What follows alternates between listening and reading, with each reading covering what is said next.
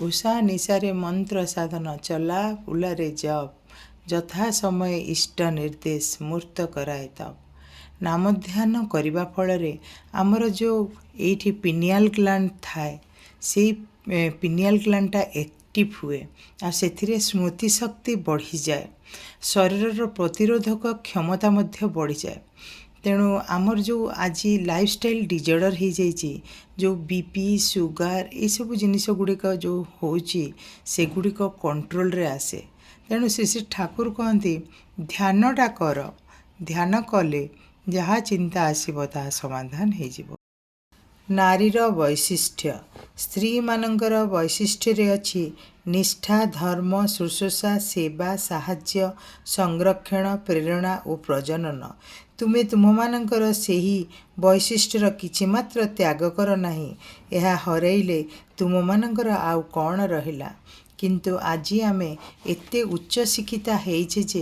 एई जो अष्ट वैशिष्ट्य को भूली जाइए आमे स्वार्थवादी हो जाइए आम प्रति किए कौन कला से कथार आमे सदासर्वदा रोचे जोटा कि आमे अन्य पाई कौन कले आमे अन्य को केते सेवा दे पारिले आमे अन्य पाई केते निजको नियोजित करि पारिले से प्रति आमर धारणा नाही। आज आमे बड़ मानू असम्मान करुछे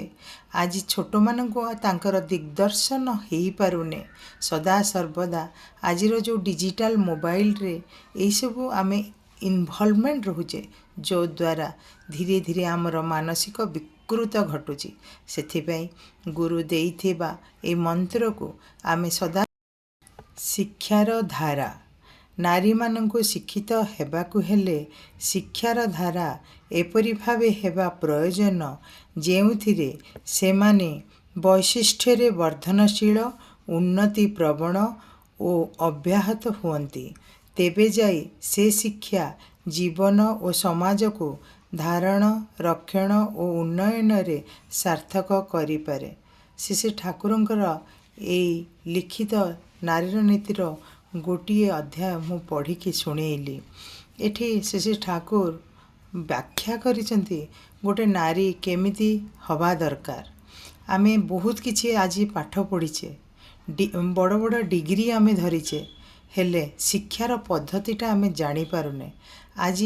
आमे बड़ मानू असम्मान करि चलीचे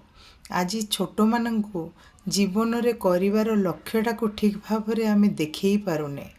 आज आम भितरे परस्पर भितरे सहायता परस्पर भितरे दया क्षमा धैर्य